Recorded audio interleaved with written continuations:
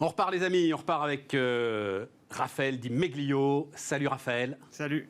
On doit pas prononcer le G d'ailleurs à mon avis. Absolument, ouais, on dit Di Meglio. Di Meglio.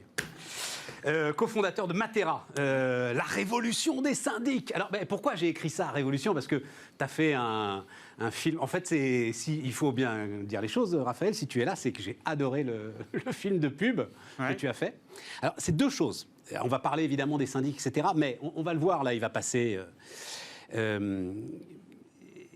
C'est de l'investissement. Matera existe depuis combien de temps aujourd'hui? 2017. 2017. 4 ans.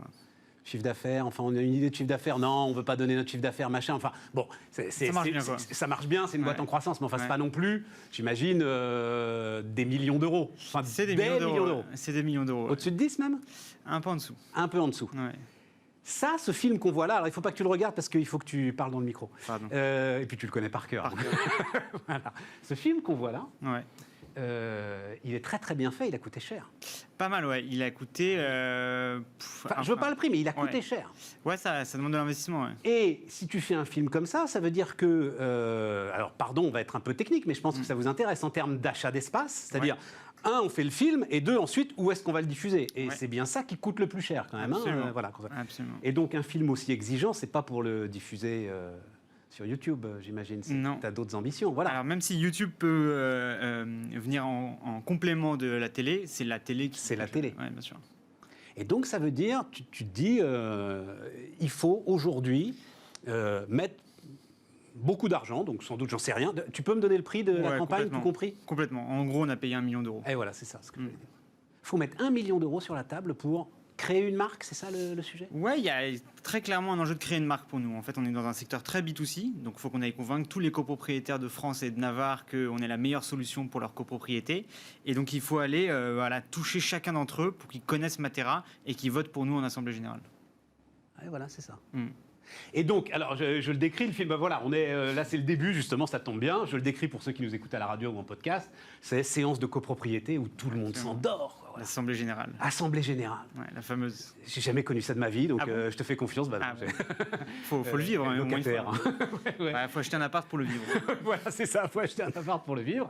Et tout à coup, voilà, il y a quelqu'un qui se lève et qui dit ça peut plus durer. Ça peut plus durer, quoi. C'est exactement ça. Et Matera, c'est un peu ça. Ça peut plus durer, il y a d'autres choses qui sont possibles. Il faut faire bouger les choses. Qu'est-ce qui peut plus durer? Alors, où sont les sujets? Parce que, alors, il se trouve que je connais bien, parce que j'ai suivi son parcours de manager dans d'autres boîtes, l'actuel patron de Foncia. Ah. Qui est un gars qui me semble... Tu dis, c'est quoi? Alors, c'est quoi? Je vais le dire avec un peu de brutalité, mais tu penses qu'en gros, ce sont des escrocs, ces gars-là, aujourd'hui? Non. Et je ne pense pas que Philippe Salle, que vous mentionnez, soit du tout un escroc. Je pense qu'il y a eu des pratiques un peu abusives, etc., mais c'est une minorité. Nous, notre constat, c'est plus que le modèle du syndic est plus possible aujourd'hui. En fait, aujourd'hui, un gestionnaire de copropriété, il a 50 immeubles à gérer et il gère de l'argent qui n'est pas le sien. Donc, il n'a aucun temps opérationnel à accorder à chacune des copropriétés. Et en plus, il n'a pas les mêmes intérêts que les copropriétaires. Ça veut dire que ce n'est pas lui qui paye ses charges à la fin de l'année, ce n'est pas lui qui habite dans l'immeuble. Et nous, notre modèle, si vous voulez, il permet de réaligner les intérêts des copropriétaires sur ceux qui décident. En fait, nous, on désintermédie le secteur et on permet aux copropriétaires de décider directement sur les prestataires, les contrats, la vie de l'immeuble, sans avoir besoin d'un intermédiaire. Donc tu fais une marketplace? En fait, on fait un logiciel de gestion, grosso modo, avec de l'accompagnement humain pour les sujets complexes. Mais l'idée de base, c'est la plateforme qui va automatiser les tâches comptables, administratives, juridiques de la copropriété et qui va permettre au conseil syndical et aux copropriétaires de manière générale de gérer directement sans avoir besoin d'y passer de temps ou que ce soit complexe pour eux, quoi. Et à ça, on ajoute une marketplace avec des prestataires, des fournisseurs qui vont venir intervenir dans les copropriétés. Mais c'est pas très dangereux, ça? Enfin, tu vois, ça me fait penser à l'ensemble de ceux qui, à un moment, ont dit que les entrepreneurs n'avaient plus besoin de comptables et qu'on pouvait faire de la comptabilité automatique. Ce que je ne crois absolument pas. Je pense que c'est un danger terrible. Ouais. Et il y a une boîte magnifique qui s'appelle Georges.tech, qui s'appelle Indy maintenant, qui a créé un robot comptable pour... alors, c'est plutôt pour les professions libérales au début et maintenant pour les petites SARL, et qui permet aux professions libérales et aux petites SARL de gérer directement leur comptabilité avec cet outil. Ils ont levé 30 millions d'euros avec Singular et ils vont exploser en Europe. N'allons pas... Enfin, je veux bien qu'on aille sur ce sujet-là, Vous avez déjà interviewé Firmin, non, de chez Payfit, Firmin Zocchetto. Bien sûr, Payfit, et puis, mais il y en a énormément. Je pense que c'est un risque considérable. C'est-à-dire, le risque juridique aujourd'hui pour un entrepreneur est un risque très important. Et automatiser sa comptabilité pour épargner, je fais le calcul dans ma tête, ça va vous coûter quoi? Allez, si vous êtes auto-entrepreneur ou petite profession libérale, 50, 100 euros par mois. Je trouve que c'est une folie. Voilà, je le dis comme je le pense. Hein, ouais, mais c'est pas qu'une question d'économie, la désintermédiation. C'est aussi une question d'expérience utilisateur et d'avoir le contrôle sur la donnée et la prise de décision. Parce qu'en fait, ce qui est embêtant, si vous voulez, quand on est intermédiaire, c'est qu'on dépend de quelqu'un pour avancer. C'est ça qui est hyper frustrant, en fait. C'est qu'on va avoir besoin, si on a besoin d'une information tout de suite ou si on a besoin de prendre une action, et ben c'est pas nous qui avons le pouvoir de décision quand on est intermédiaire. Il faut faire la demande et ensuite, en fonction de la qualité de service, la demande sera répondue plus ou moins rapidement. Ce qui est important, c'est de reprendre le contrôle et une question de pouvoir qui est hyper importante, quoi. Je comprends parfaitement sur l'aspect marketplace. Ouais. Je comprends parfaitement la mise en concurrence des différents acteurs. Ouais. Et effectivement, avec la meilleure volonté du monde, quand vous traitez, combien tu dis, 50 copropriétés en même temps, ouais. Il y a forcément à un moment des notions de rente qui entrent, voilà, on va le dire comme ça, Exactement. des notions de rente qui entrent en ligne de compte et qui font que, bah oui, mais avec lui, c'est plus pratique. Donc, on va continuer à travailler avec lui, même si ça coûte un peu plus cher. En gros, globalement, c'est ça que tu dis. Je comprends exactement ça. En revanche, tout ce qui est juridique, tout ça me semble... Mais là, en fait, ce qu'il faut voir, c'est ça marche bien si, en gros, tu as un retraité cortiqué, ancien cadre dirigeant d'un grand groupe qui est dans la copropriété et qui accepte de s'occuper du truc, quoi. Non, c'est pas vrai. Il y a deux choses. Premièrement, nous, on a remis au goût du jour un modèle qui existe depuis la loi de 65, un peu fondatrice sur la copropriété, qui s'appelle le syndic coopératif. Et le syndic coopératif, ce qui est bien, c'est qu'on peut se répartir les tâches au sein du conseil syndical, donc c'est plus collégial que juste une personne, un retraité qui va gérer tout seul. Donc ça, c'est hyper important. Et la deuxième chose, c'est qu'aujourd'hui, avec la technologie qu'on développe et que les outils qu'on peut utiliser, la comptabilité, ça s'automatise. Avec les API de mouvements bancaires, le fait de pouvoir utiliser Trésor pour devenir une néobanque, etc., la technologie permet d'automatiser ces tâches comptables, administratives et juridiques. Oui, non mais ça, je suis d'accord. Et bien alors mais je préfère que ce soit automatisé. Non, mais je m'en fous. Encore une fois, je préfère que ce soit automatisé dans les cabinets comptables. Et je préfère qu'il y ait un moment. Mais je ne veux pas qu'on parle de comptabilité, on parle de syndic. Mais je préfère qu'à un moment, il y ait quand même une notion, tu vois, de celui qui est le professionnel et qui est capable d'alerter à un moment sur un risque juridique, sur une évolution réglementaire, enfin tu vois, j'en sais rien. Mais en fait, tas d'éléments. Il faut arrêter d'opposer la technologie et l'humain, quoi. L'humain peut complètement venir en complément de la technologie.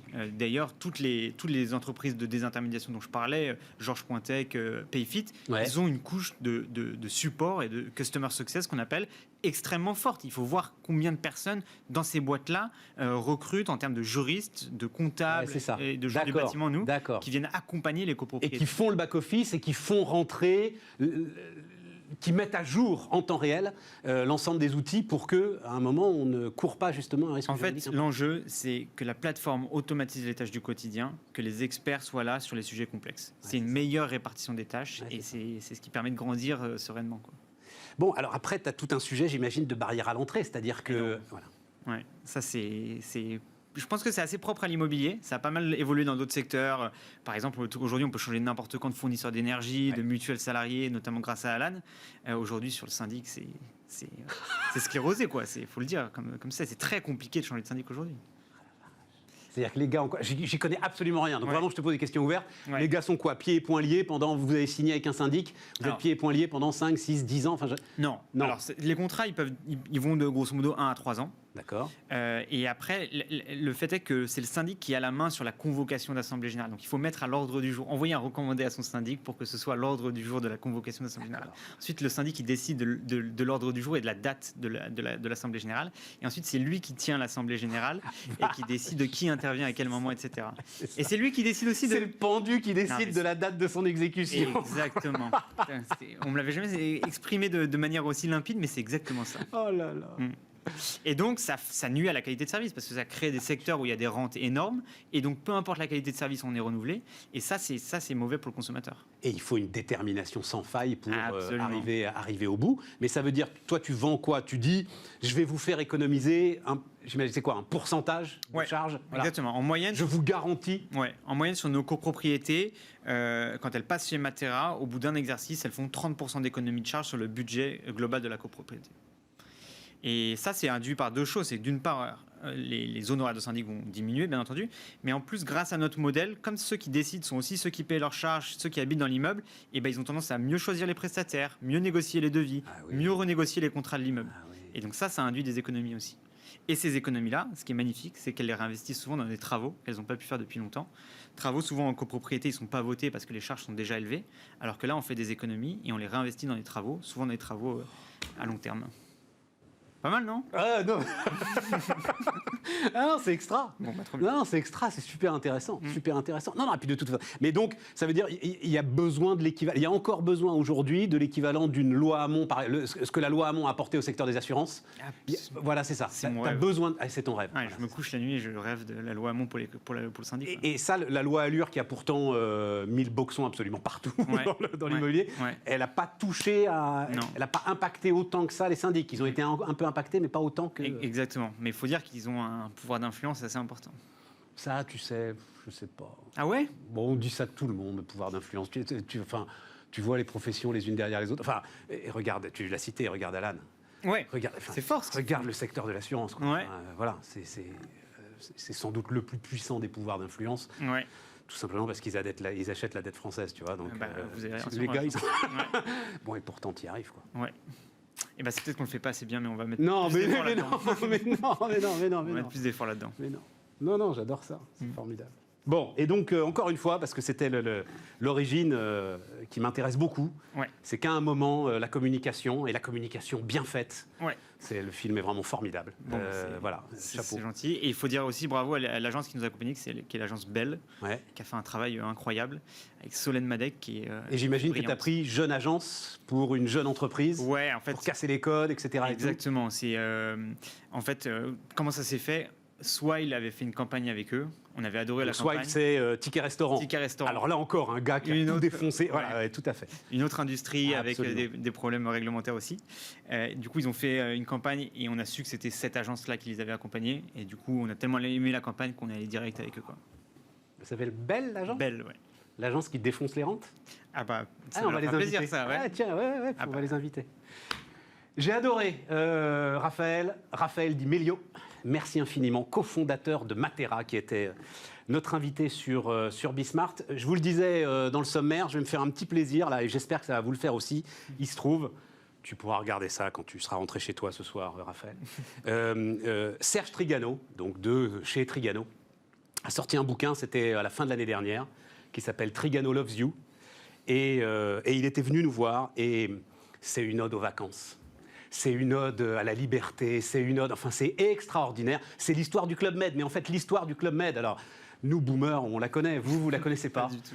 Ben oui, mais c'était une époque de liberté quand même. Ah ouais? Incroyable, incroyable. Je ne sais pas si on revivra ça un jour. Donc voilà, on va partager ça avec vous. Et puis, on se retrouve lundi sur Bismart.